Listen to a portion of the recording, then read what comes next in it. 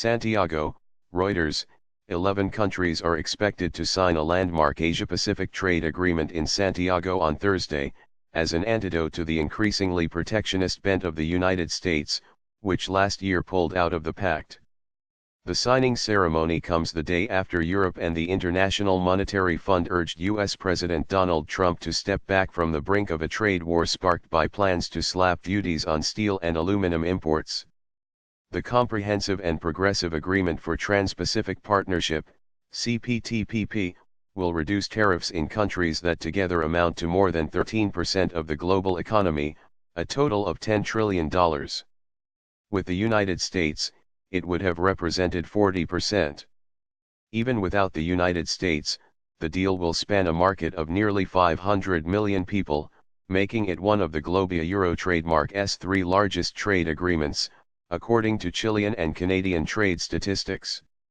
The original 12-member agreement, known as the Trans-Pacific Partnership, TPP, was thrown into limbo early last year when Trump withdrew from the deal just 3 days after his inauguration in a bid to protect U.S. jobs. The 11 remaining nations, led by Japan and Canada, finalized a revised trade pact in January.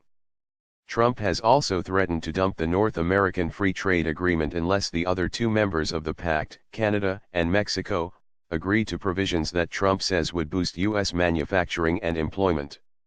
He argues that the 1994 accord has caused the migration of jobs and factories southward to lower-cost Mexico. The revised agreement, to be signed at 3 p.m., 1800 hours o'clock GMT, Thursday, eliminates some requirements of the original TPP demanded by U.S. negotiators.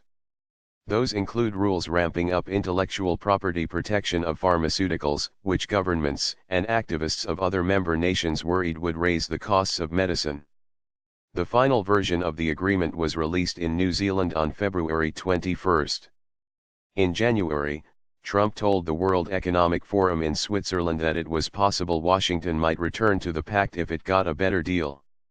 However, New Zealand Euro trademark's trade minister said that was unlikely in the near term, while Japan has said altering the agreement now would be very difficult. The 11 member countries are Australia, Brunei, Canada, Chile, Japan, Malaysia, Mexico, New Zealand, Peru, Singapore, and Vietnam.